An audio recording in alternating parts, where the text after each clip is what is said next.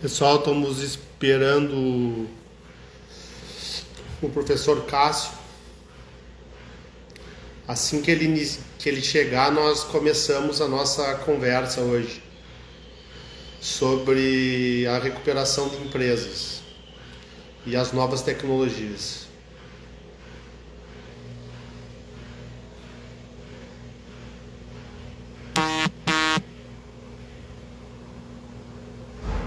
Aguardando o professor, então. Ó, o professor Cássio entrou. Vamos esperar ele mandar a solicitação. Assim que ele enviar a solicitação, a gente começa a live.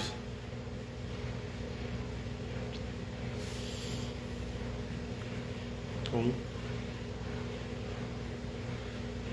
vamos esperar o professor Cássio enviar.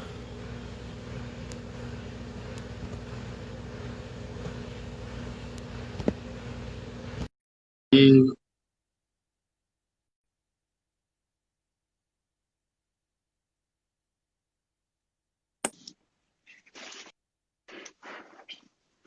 tudo bem, Cássio?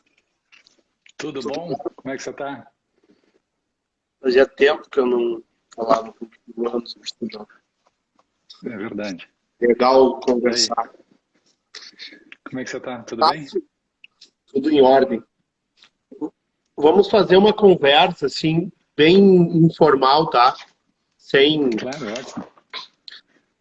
Então, o professor Cássio, ele. Nós vamos conversar hoje sobre a recuperação de empresas e as novas tecnologias. Ele é professor da FGV, é gaúcho. Professor Cássio, assim, então eu vou fazer uma breve, só para a gente contextualizar aqui a situação mais tua e aí a gente começa a nossa conversa. O Cássio, ele era meu colega lá na Uniriter, não sei se tu lembra, Cássio, que a gente Lembro. estava lá na Uniriter, né? O Cássio, eu lembro que chegava de manhã sem dormir, assim, muito estudioso, né? Uma pessoa concentrada, diferenciada, assim, dos demais. E logo em seguida daí ele foi embora, cara. Foi embora do Rio Grande do Sul. Então eu queria só que tu colocasse onde é que tu anda, como é que tá a tua atividade profissional e depois a gente começa o nosso bate-papo aqui sobre a recuperação de empresas na época da pandemia. Legal. É um prazer estar aqui, é um prazer, né, estar na Lotec Academy. Eu estou agora em São Paulo, né, eu sou professor da Escola de Direito da Fundação Getúlio Vargas em São Paulo. Eu fui por 10 anos professor da Escola da FGV do Rio de Janeiro, né, e como professor de dedicação exclusiva, enfim. E depois, ainda no Rio, eu fui trabalhar no Veirano Advogados, que é um escritório grande de full service, enfim. E por causa do escritório, eu vim para São Paulo, que tinha muito mais projetos de reestruturação, enfim. E por conta disso, eu, num dado momento, cansei da ponte aérea, me exonerei da FGV do Rio, fiz concurso para a FGV de São Paulo e entrei daí na FGV de São Paulo. Na verdade, nem foi aceita a minha exoneração. Eu pedi, antes de ter sido aceita, eu tinha sido aprovado no concurso aqui, daí só me transferiram para São Paulo.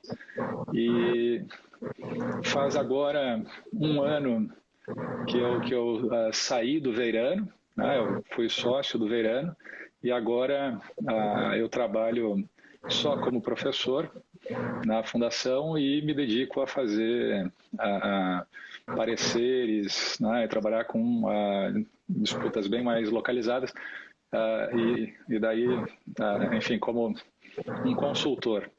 Então, estou em São Paulo, na verdade,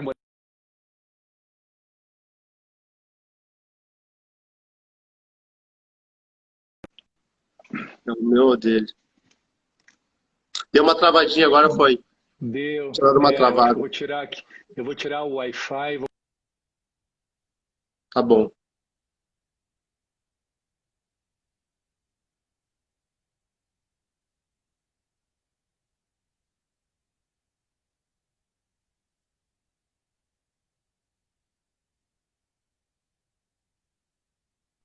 Agora, será que melhorou? Eu tirei do Wi-Fi e botei no celular para ver se não falha tanto assim. Agora a tua imagem tá meio borrada, Agora, Cássio. é? Não sei se Enfim, os demais que estão assistindo. é, então será que eu reconecto aqui o Wi-Fi? Deixa eu tentar. Tenta aí. Deu. Acho que agora vai, vamos ver. Tomara que vá, tomara que funcione. Enfim. Melhorou? Então, A Luciana tá falando que melhorou. Se tá bom tá para bom? tá bom, a Luciana tinha te mandado um abraço já, Cássio, antes ali. Tá bom, Luciana? Maravilha. Então, ah, tá borrado, ela tá dizendo o teu. Eu não sei, eu acho que vamos. Ah, não tá legal.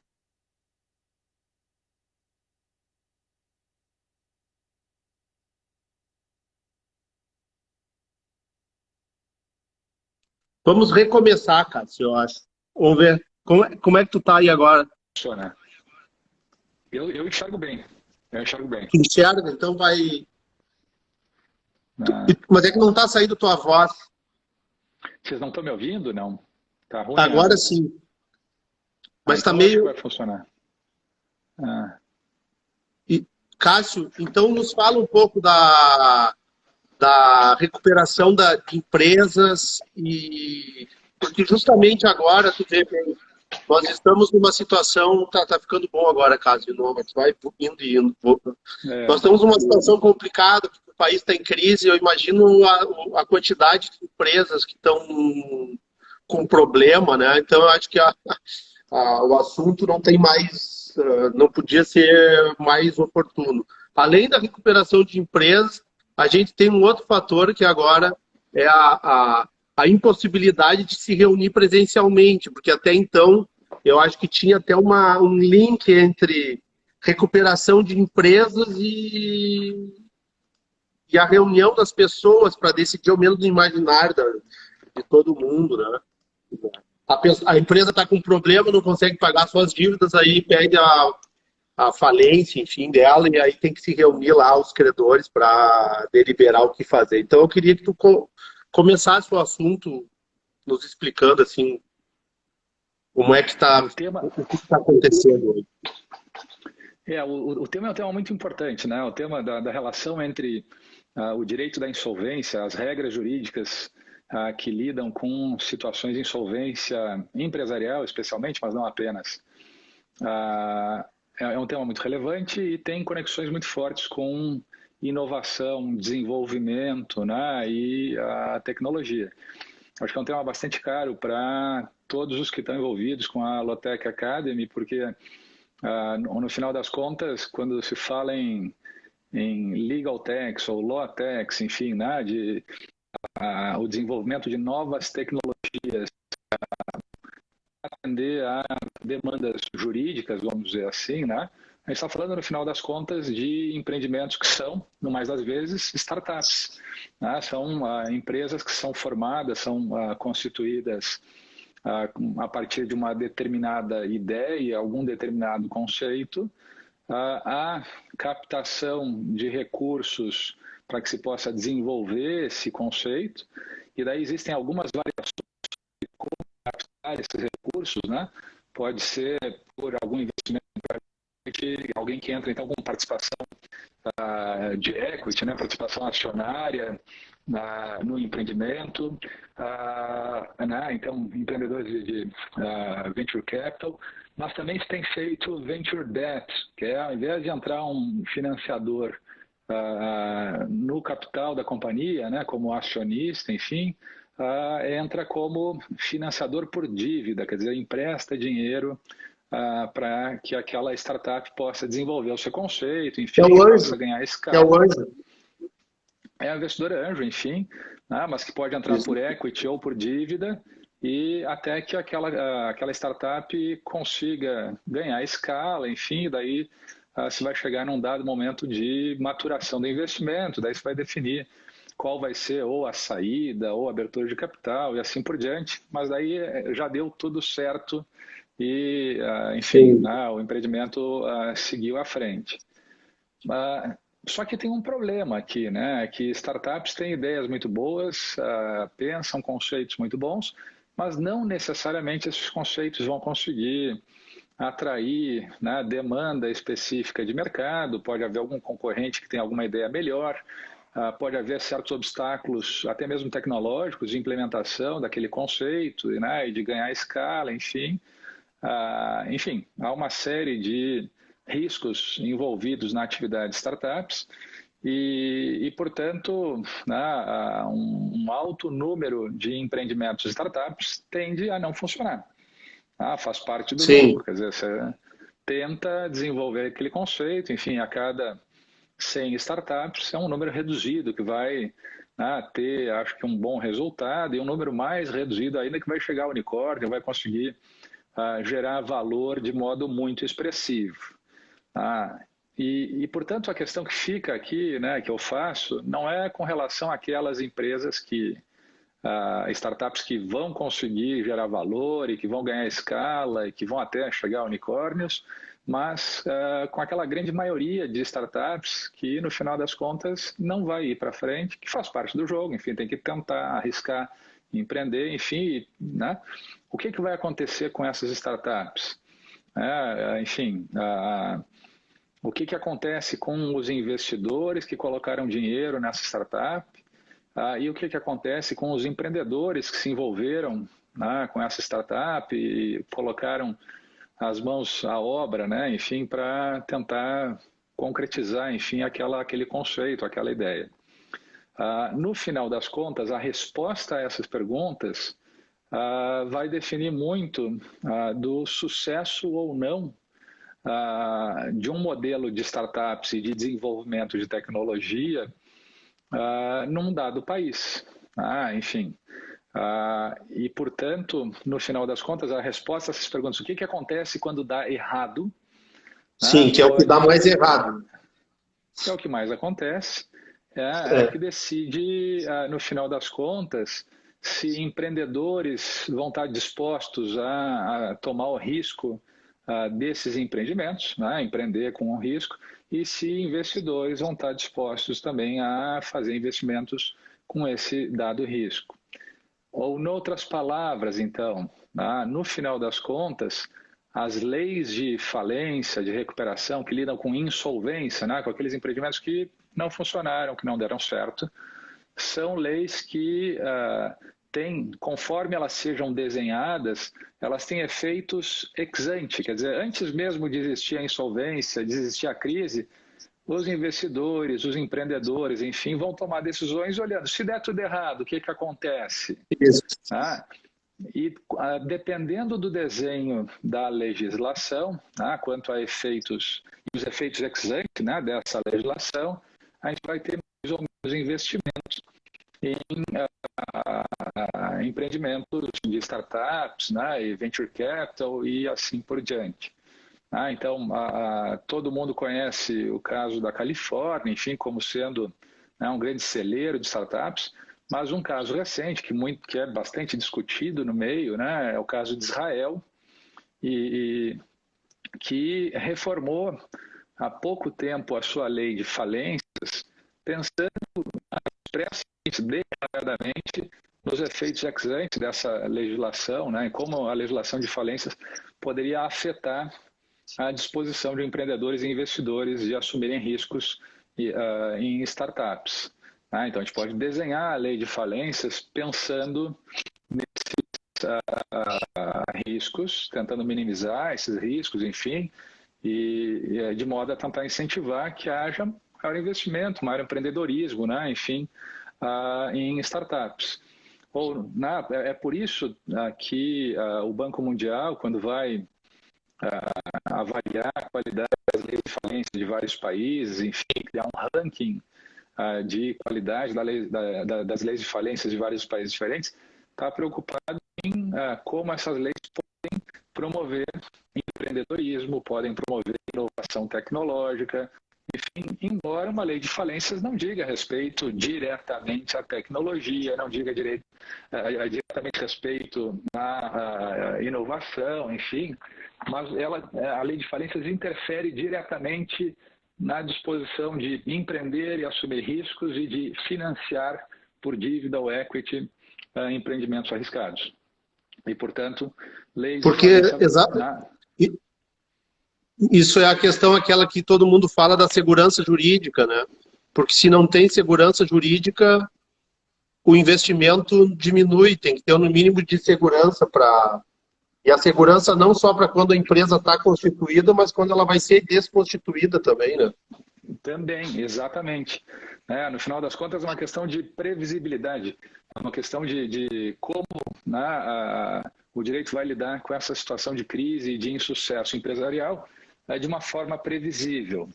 A gente pode dizer que, de um modo geral, as regras jurídicas brasileiras para caso de insucesso, né, e de insolvência de empresas têm um bom grau de previsibilidade. A gente consegue ter, nesse sentido de previsibilidade, segurança jurídica.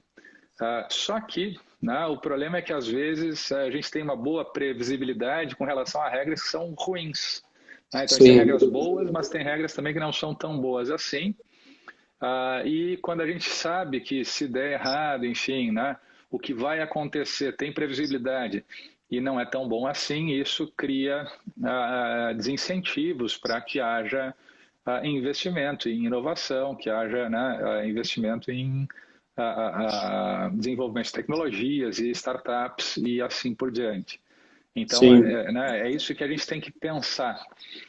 Como melhorar, então, esse arcabouço institucional, seja por meio de mudanças legislativas, mas seja também por meio de desenhos contratuais que possam ser mais eficientes. Como é que a gente pode organizar uma startup, investimento em startup, de modo a reduzir riscos em caso de insolvência. Aí, o que eu posso, né, antecipar aqui de características do nosso regime de insolvência que afetam ex ante esse empreendedorismo e inovação tecnológica, enfim. Nem tudo aqui é ruim ou bom, né? A gente tem coisas boas e coisas ruins. Então, quando eu falar sobre as coisas ruins, eu vou ser bastante enfático, mas eu não quero dizer com isso que tudo é ruim.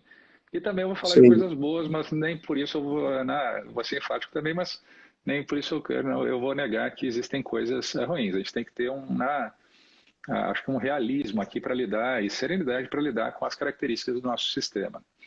Quais são essas características, né? A primeira delas, que eu diria fundamentalmente, é a seguinte: se uma empresa tem problemas de insolvência, se ela, enfim, por qualquer razão, começou a fazer investimentos já em maior escala, ainda que não tenha adquirido a escala que pretendia, ou até começou a ganhar escala, mas por alguma razão tropeçou no meio do caminho, enfim, né? O que também acontece muitas vezes, quer dizer, tem um ramp-up e, de repente, né, tem algum baque que acontece por qualquer razão, a entrada de um novo concorrente global ou uma mudança de paradigma tecnológico e assim por diante. O fato é que a empresa pode ter acumulado, né, dívidas trabalhistas, eventualmente tributárias, dívidas com financiadores e assim por diante. E o problema aqui, fundamentalmente, é que quando há dívidas acumuladas e impagas, e essa é uma característica não muito boa do nosso sistema, para essa finalidade aqui de incentivar a inovação e empreendedorismo, o que ocorre fundamentalmente é, os processos e as regras para lidarem com esse problema de insolvência são processos muito caros, tanto do ponto de vista de tempo necessário investido para lidar com esses processos e pessoal e escritórios para lidar com isso, quanto também o tempo total de duração desses processos. Então, se uma empresa vai buscar uma recuperação judicial, por exemplo, a recuperação judicial ela tende a se prolongar bastante, tende a demorar bastante, não são processos muito rápidos e, portanto, não se consegue muitas vezes resolver com velocidade os problemas de insolvência e isso aqui... Quanto tempo demora para um processo de recuperação judicial? Depende da estrutura de capital da companhia e do perfil de dívida dessa companhia. Mas, com frequência, né, até que se tenha a aprovação de um plano de recuperação judicial, que não é o fim do processo, né, mas é já uma primeira cristalização de uma negociação, decorre algo como 1 a 2 anos, mais ou menos, para que se tenha um plano aprovado.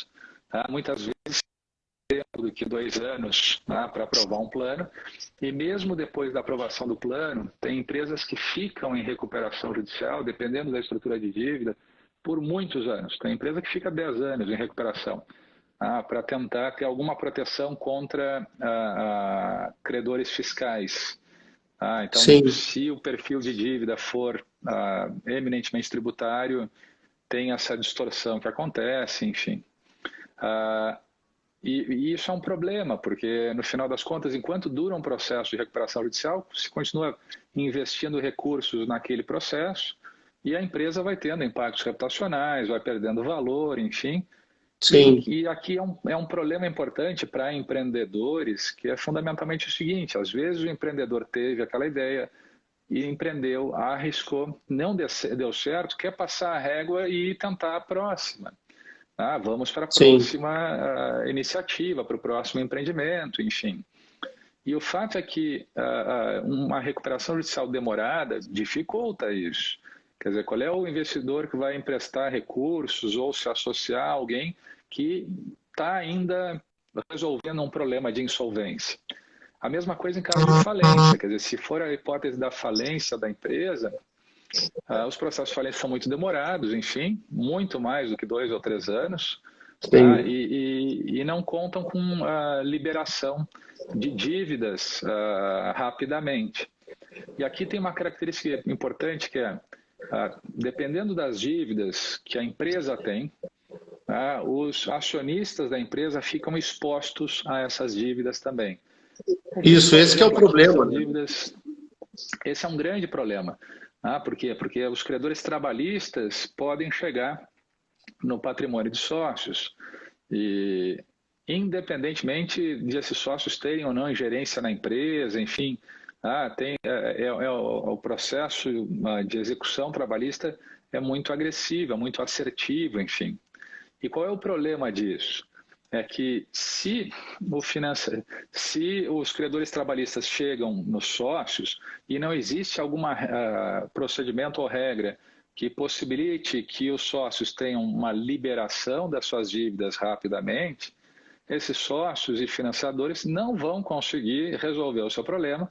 Com frequência, quem quebra ainda jovem, né, com 30 anos, algo assim, no Brasil, tende a passar o resto da vida com problemas, com, enfim, contas bloqueadas, tendo, enfim, né, que ficar à margem de todo o mercado de crédito e de empreendedorismo, porque, no final das contas, não consegue se liberar das suas dívidas e não consegue voltar a empreender, portanto.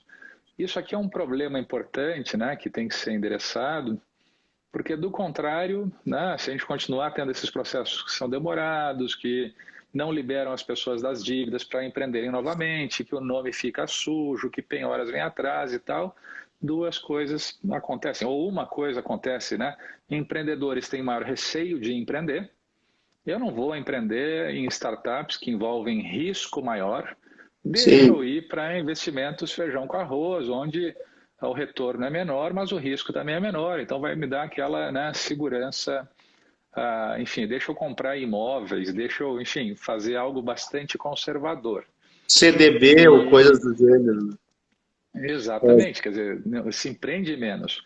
E financiadores em potencial, fundos de investimento que poderiam entrar colocando equity, né, injetando capital mediante subscrição de ações, também ficam com receio, porque esses fundos de investimento têm que fazer investimentos em muitas diferentes startups, porque a maioria não vai vingar e as poucas que vingarem tendem a remunerar.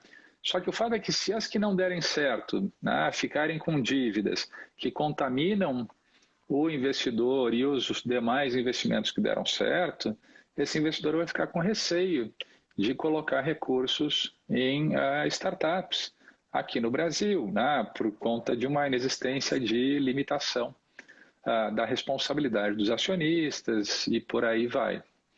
Quer dizer, é necessário que a E gente... tem uma tendência, cara. Pode E falar. tem uma tendência hoje aqui no Brasil de desconsiderar a personalidade jurídica muito facilmente, né?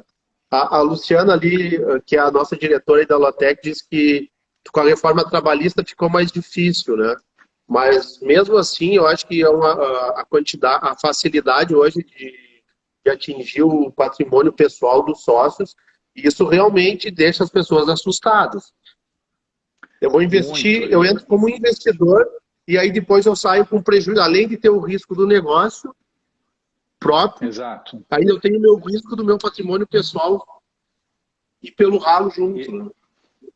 E esse é um problema. E não é só o patrimônio pessoal, mas é o CPF que fica sujo pelo resto da vida. Então, esse é um problema importante. A gente tem que ter regras mais eficientes para lidar com isso. A reforma trabalhista, nesse aspecto, né, foi positiva, realmente teve alguns efeitos bons, mas ainda, enfim, eu diria que a gente tem muito a melhorar na parte trabalhista. Mas não é só a parte trabalhista que gera problemas, a gente tem questões de compliance, a gente tem questões, né, de anticorrupção, tem questões de tributárias, regulatórias, que também conseguem ter uma grande agressividade, vamos dizer, em relação ao patrimônio de terceiros que se relacionam com a empresa e, portanto, a gente tem que pensar como as nossas regras inibem esses investimentos. Não, né, e aqui não é aquela ideia trágica ou, enfim, ameaçadora e tal, mas é simplesmente olhar para a realidade. Onde é que tem investimentos estatais que geram valor e riqueza para as sociedades e onde não tem? O Brasil poderia adaptar suas regras para incentivar esse tipo de empreendimento, porque gera valor, gera bem-estar, gera tributos também e assim por diante. Então, a gente deveria pensar em regras jurídicas melhores. Essas regras poderiam passar desde regras sobre a falência pessoal e liberação de dívidas, né, com fresh start, ou seja, nos Estados Unidos, qualquer pessoa pode pedir falência, qualquer pessoa, virtualmente, e quando pede falência, dependendo da situação, vai para o juiz e diz assim, juiz, quero falência, não consigo pagar as minhas dívidas, estão aqui os meus bens, tira os impioráveis, mas estão aqui os meus bens. Na maioria das vezes são pessoas que não têm bens, né? São pessoas pobres ou jovens que não têm patrimônio acumulado e tal. Então, está aqui o pouco que eu tenho, eu não tenho nada. E se não tem bens, né, por exemplo, o juiz recebe o caso e em 2 semanas dá uma ordem de discharge, de liberação de dívidas. Dizendo, você não deve mais nada, está com o nome limpo, volta para o mercado para empreender, né, para tomar crédito para consumo, empreendedorismo e tal. E a pessoa limpou o nome e volta. E se empresas quebram, enfim, a falência da empresa não implica uma responsabilização dos acionistas pelo mero fato do insucesso daquela empresa, né? Tem que ter tido alguma violação de lei comprovada e assim por diante. E, no mais das vezes, isso não acontece. Então, se consegue falir um empreendimento, enfim, no sentido de resolver o problema de solvência, e o empreendedor, Sim. enfim, segue para tentar de novo. Né? Então, vários exemplos interessantes na história americana de pessoas muito famosas que faliram ou tiveram empreendimentos que faliram e recomeçaram e, mais de uma vez e tiveram sucesso. O Walt Disney faliu no início da carreira dele, por exemplo, né? Quer dizer, empreendeu, assumiu o risco, não deu certo, teve insolvência, resolveu o problema e voltou e virou o Walt Disney. O Trump, presidente Sim, dos Estados Unidos, exatamente. teve também alguns empreendimentos que não deram certo, enfim, quebrou os empreendimentos, né? Faliu, resolveu a insolvência, ele retornou sem problemas para os seus empreendimentos. Aqui no Brasil, provavelmente o Disney teria ficado até perto do final da vida dele, sem ter conta corrente em banco, tendo que usar dinheiro ou CPF de tio, tia, laranja, essas coisas que se faz. aqui, a gente perpetua problemas. Então, essa é uma primeira questão muito importante, né? De como a gente consegue Cássio, lidar. deixa eu só aproveitar o gancho que tu deu. Aqui no Brasil, daí, como tem toda essa situação, a pessoa tem que saber quebrar, né? Saber Pois é, quebrar, tem que eles isso. chamam, eu acho que é pegar o patrimônio, desviar o máximo possível para a pessoa física e deixar a empresa sangrando por causa que, senão, tá destruído a vida, né? E isso acontece, e daí, enfim, tem que saber lidar com esses problemas de desvio de ativos, mas uma outra coisa que acontece também, e muito, né, e eu não sei proporcionalmente o que acontece mais, mas eu suporia que o que mais acontece é o seguinte: o empreendedor está tão investido do seu negócio, está tão comprometido com o seu negócio, está tão absorvido por aquela situação, que começa a tirar do seu patrimônio pessoal e jogar para dentro da empresa. E isso acontece Sim. muito. Começa a dar garantias em favor da empresa, começa a vender ativos seus para colocar dinheiro na empresa e por aí vai.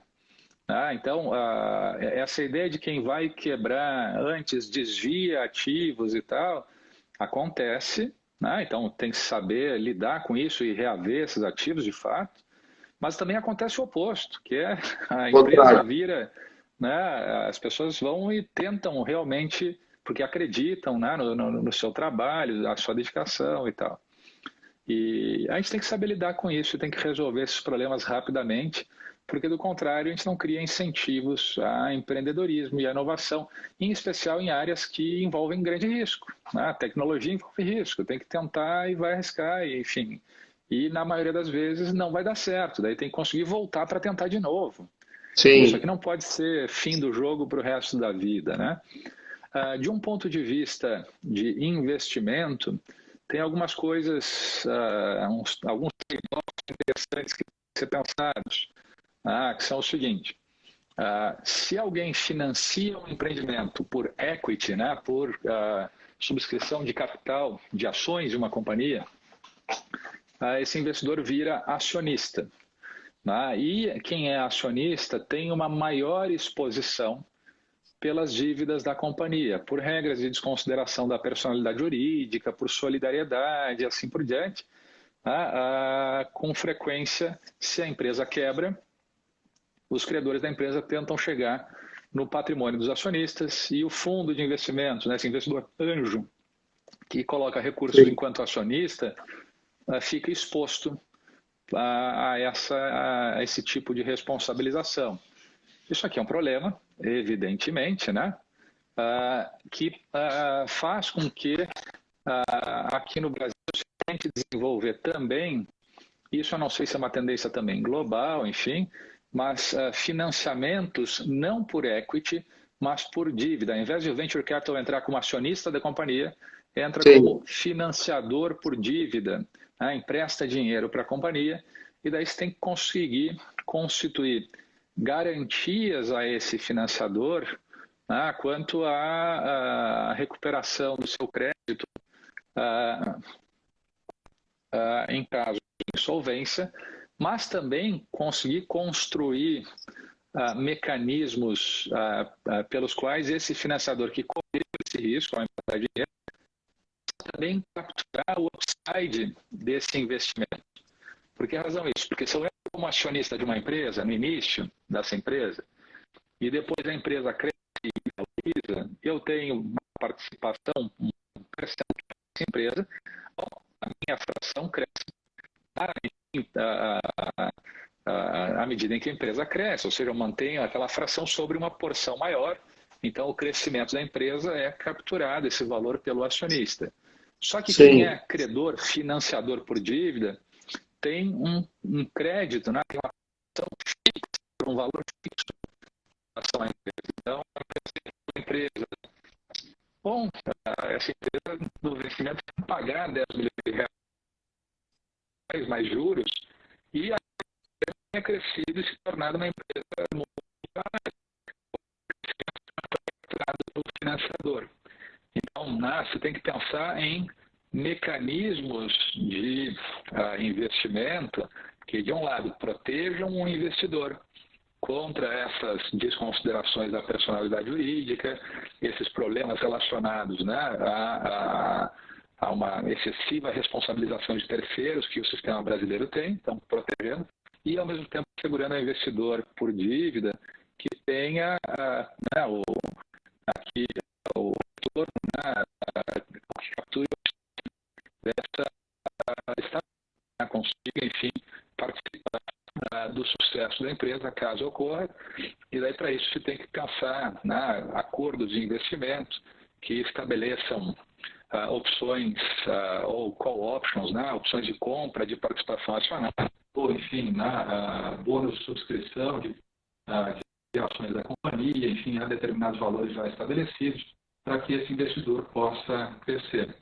Ou seja, no final das contas, se a gente for pensar no modelo aqui de financiamento de startups do Brasil, a gente tem que pensar também em como, em caso de insolvência, o investimento por equity ou investimento por dívida pode ser afetado, para que a gente pense, então, o investimento de modo a diminuir, vamos dizer, os aspectos menos positivos ou da participação societária ou da dívida, e que permita também capturar o valor nesse molde, nesse modelo de investimento de startups, em inovação tecnológica, enfim.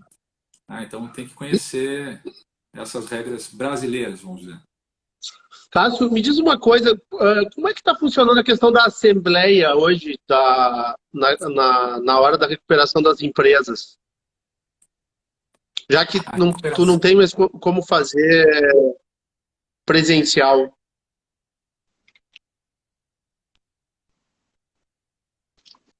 Alô? Não. Alô? Tá. Tivesse caído aqui. Eu tentei reconectar o headphone aqui. Mas como é que estão acontecendo as assembleias, né? Isso. Isso por conta da pandemia agora, né? Na recuperação judicial, isso é uma coisa muito interessante, né? Na recuperação judicial, um procedimento em que a empresa apresenta aos seus credores uma proposta de negociação, né? Que é uma proposta de plano de recuperação, e os credores se reúnem numa assembleia de credores para votar, enfim, por determinados quórums, esse plano. E o interessante é que no nosso sistema essa assembleia é presencial, né? E isso, enfim, já há bastante tempo é criticado, porque se a empresa tem credores em todo o país, enfim, esses credores têm que se deslocar, ter um dado local para se reunir, para deliberar, assim por diante, e a empresa incorre nos custos de organizar a assembleia presencial, enfim, que também tem que conseguir lugares, às vezes são aluguéis caros, assim por diante. E isso não é muito eficiente, ainda mais porque, como as recuperações judiciais demoram bastante, é muito comum que haja suspensões da assembleia, prorrogações para novas datas. Então, as pessoas viajam para fazer aquela assembleia, daí chegam na hora da assembleia e dizem, não, vamos suspender e vamos voltar daqui a 60 dias. Então, fica algo bastante ineficiente. A gente tem que melhorar o nosso sistema aqui, para facilitar a negociação, acelerar a negociação e simplificar também a assembleia. Em projetos de lei que tramitam no Congresso, se propõe, enfim, adotar ou permitir que a deliberação em assembleia seja substituída por outros meios a deliberação, desde lista de adesão com assinatura de credores, que compõem uma dada maioria para fins de deliberação, ou também, isso em projeto de lei, que se adote algum meio que reproduza as funções de uma assembleia presencial, uma assembleia normal, enfim. Então, isso é algo interessante. E por causa da pandemia, isso acabou sendo acelerado, ainda que não haja alteração legislativa ainda nesse sentido.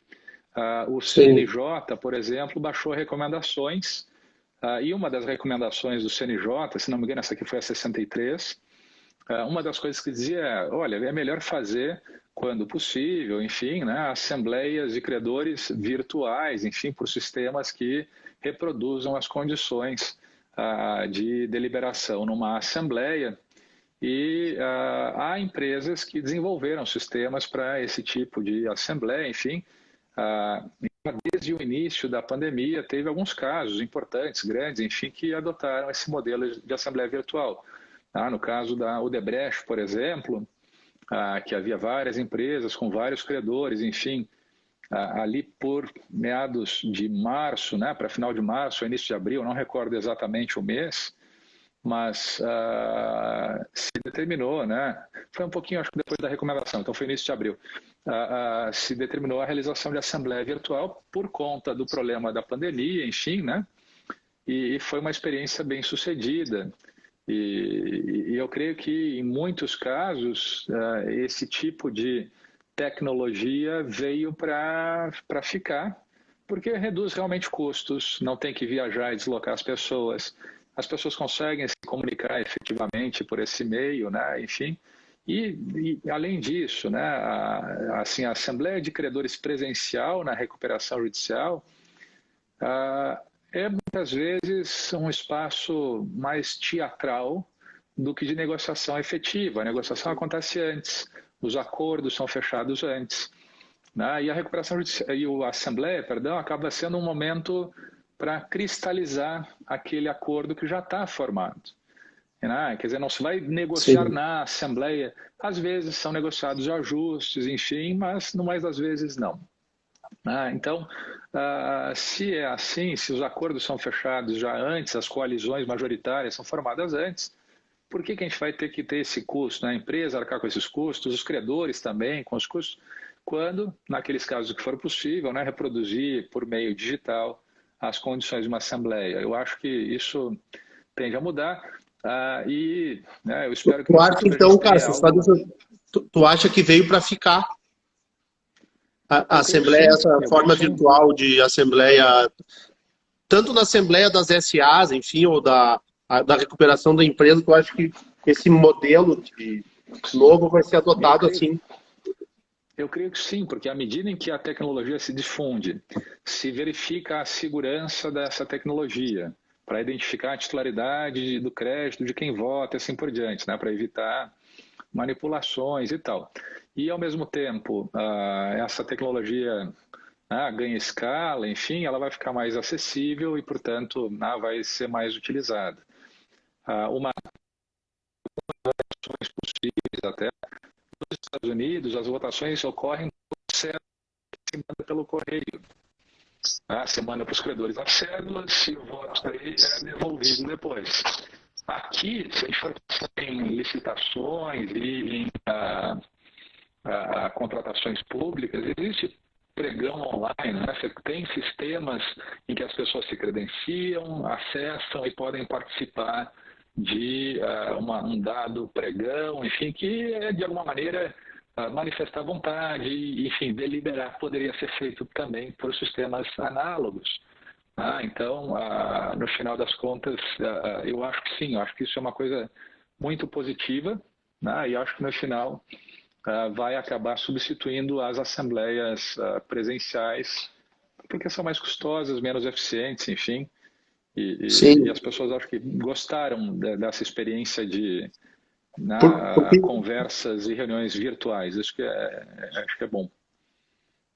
diminui o custo, né, Cássio? De uma maneira geral, a empresa depende do custo para sobreviver, né, que é um dos problemas da empresa. Aí eu estou falando da recuperação judicial das outras empresas, né? Esses dias eu falava com o Manuel, aqui, não sei se você conhece, o Manuel Trindade, ali da Unicinos, professor Manuel, Sim, sem e dúvida, ele, claro que Gustavo sim. Manuel, é Luiz, né? conhecido, né? E eu conversei com ele sobre a questão das assembleias virtuais, e ele colocava justamente a questão do custo de transação, né? Que diminui muito o custo de transação fazendo tudo virtual. Eu acho que diminui, eu acho que sim. É claro que eu não conheço os diferentes sistemas, né, prestadores desse serviço, enfim, mas certamente já existem alguns diferentes prestadores desse serviço. Então, a tendência é aperfeiçoar, é melhorar isso, né? Essa é uma coisa boa. Acho que tem várias outras coisas importantes, né, relacionadas à tecnologia, porque assim, uma coisa é como a recuperação judicial e a falência impactam ex ante empreendedorismo e estruturas de capital, de financiamento e tal. Então, esse é um ponto bem importante que a gente tem que pensar. Isso é o ponto, acho que é mais importante. Mas, por outro lado, também a gente pode pensar como a tecnologia pode simplificar os processos judiciais em si, de recuperação e falência, né? E existem várias formas, né, de se fazer isso. Então, desde sistemas para organização de assembleia de credores, assembleias virtuais, né, online, enfim, de credores também entram aqui, mas também sistemas que possibilitam um melhor monitoramento dos processos e dos dados que vão para os processos, né, dados financeiros, enfim, pelos credores e interessados naquela empresa. Então, cada vez mais administradores judiciais passam a ter sites que reúnem informações importantes sobre aquela recuperação judicial. Muitas vezes, negociações na recuperação judicial bilaterais são feitas em plataformas. Da Oi teve experiência, né, de grande escala, enfim, muito importante, em mediações via uma plataforma online que foi disponibilizada. Isso reduz também tempo, né, e custos para conduzir essas negociações, enfim, então isso é uma coisa positiva. Quer dizer, esse tipo de plataforma, né, melhora o desenvolvimento do processo e a prestação jurisdicional, certamente. Mas, além disso, tem também, às vezes, certas ferramentas que ajudam certos credores a monitorarem devedores. Então, por exemplo, né, no nosso sistema atual, a empresa presta informações para o administrador judicial que faz um relatório mensal das atividades daquela empresa. Então, assim, passa algumas informações, monta um relatório que tem os seus limites naturais e depois entrega o relatório. Então, não só não é em tempo real, como são informações que são ou agrupadas, ou por amostragem, ou por, enfim, aí como relatórios, de um modo geral, são. Em certos casos, existem empresas de watchdogs, né, que são de empresas de monitoramento, que conseguem ter, para que credores de grande porte, em grandes reestruturações, possam ter acesso em tempo real a todo o sistema de pagamentos da empresa, a todo o sistema de contas bancárias da empresa, e que, por inteligência artificial, conseguem identificar todas as movimentações, inclusive no nível do centavo em tempo real, para ver se tem valor sendo pago, a parte relacionada, esses desvios e assim por diante. Que legal isso é aí, muito positivo, né? Por exemplo, em São Paulo tem o Cipriano Camargo, que enfim, acho que é o mais precursor watchdog, né, do Brasil, enfim, que desenvolveu as ferramentas de engenharia para isso. E o Cipriano é um cara muito interessante para conversar a propósito, porque basicamente esse tipo de sistema é muito bom para credores, é óbvio, né, que vão confiar naquelas informações que são fornecidas pela empresa para poderem negociar também melhor, mas para a própria empresa, e esse é o lado bom, né, a própria empresa começa a descobrir coisas a seu respeito que não conhecia. Porque, enfim, empresas, sobretudo de grande porte, têm uma hipercomplexidade. Então, muitas vezes, quem está gerindo a empresa não sabe todas as informações no detalhe, no centavo e assim por diante. E esse tipo de sistema consegue trazer essas informações à tona em tempo real. E daí as empresas aprendem mais sobre o seu negócio, aprendem mais sobre com quem estão transacionando. Às vezes existem transações com partes relacionadas que as empresas não gostariam de estabelecer, mas que por, enfim, algum funcionário ou, enfim, algum interesse específico gera esse tipo de transação. Então, vamos pensar também em outro tipo de credor importante, né?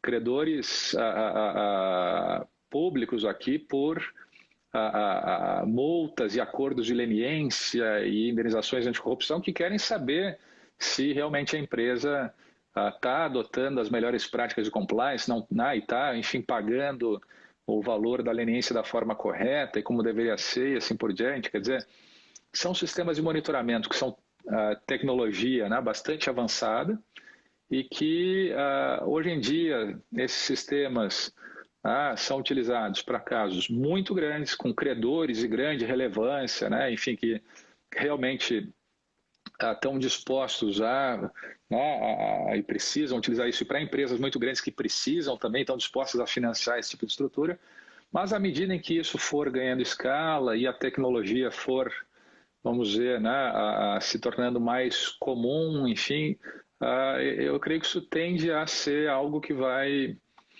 impactar não só reestruturações de todas as empresas, certamente, mas eu acho que isso tende a mudar, inclusive, o mercado de auditoria, né, que trabalha com amostragem, com dado amostral. Isso aqui, enfim, dá um fluxo de caixa e é um retrato que se tira o tempo todo e se descobre tudo a qualquer hora. Então, isso aqui vai mudar, eu creio, né? Espero que mude, né? Tem um potencial muito grande para melhorar o nosso mercado de capitais e a governança societária e de dívida, enfim, das empresas brasileiras, né? Globais também, é claro, mas eu creio que... Porque uma inteligência artificial consegue ter a noção geral da empresa, né, Cássio? E não só aquela pequena partezinha, mas o todo, e aí ela passa o relatório completo. Interessante. Passa e consegue também, pelo volume de dados, consegue identificar aquelas transações que não batem, ou consegue checar por ordens bancárias, por exemplo, o CPF ou CNPJ do destinatário de uma ordem de pagamento. E daí você pode cruzar isso via bancos de dados de Receita ou bancos de dados judiciais para saber se houve pagamento a quem é parte relacionada ou enfim, alguém, uma pessoa politicamente sensível. Enfim, se consegue mapear isso com a inteligência artificial, claro, né, nesse volume inteiro, com grande velocidade. É em tempo real mesmo. São tecnologias que certamente servem para a reestruturação de dívida, né, e para watchdogs, mas que tem um potencial muito maior do que esse. Tem um potencial de, eu creio que, mudar várias outras coisas importantes na governança corporativa, no mercado de valores imobiliários, enfim. Então, a tecnologia, nesse aspecto aqui, vai ser muito positiva, né? Acho que vai trazer ganhos para todos. Cássio, assim, ó, a gente está chegando já na 1 hora e aqui a gente sabe que eu sei. É 1 hora, né? Eu queria, assim, te agradecer a tua disponibilidade, a Lotec.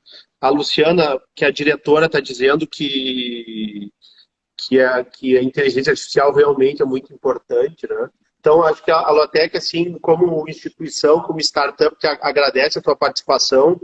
A gente é uma startup de educação, né? Então, a gente toda semana procura trazer nomes novos, nomes reconhecidos para discutir. Então, eu queria agradecer a tua disponibilidade, assim, nossa conversa passou rápido. Queria ver se tu quiser falar alguma coisa para finalizar, Cássio, está à disposição. É uma alegria estar aqui, contem sempre comigo. Parabéns pelo trabalho que vocês estão fazendo, é um trabalho muito importante. Esse é um tema multidisciplinar. Enfim, pensar startups, pensar tecnologia e direito é algo que tem grandes potencialidades. Então, eu fico muito feliz de estar aqui e, enfim, de presenciar o trabalho magnífico que vocês têm feito. Obrigado, Cássio. Tem bastante gente te elogiando aqui. Eric, a live aqui hoje foi o Jefferson de Brasília, a Juliana Leite, lá que era lá da Ritter, o Felipe Lavata, que é defensor público, enfim, foi bem prestigiada a live aqui por alunos, professores. Muito obrigado, Cássio. Tá? Fica o convite já para tu vir outras vezes aqui debater conosco, tá? Boa noite. Um abraço. Tchau, tchau.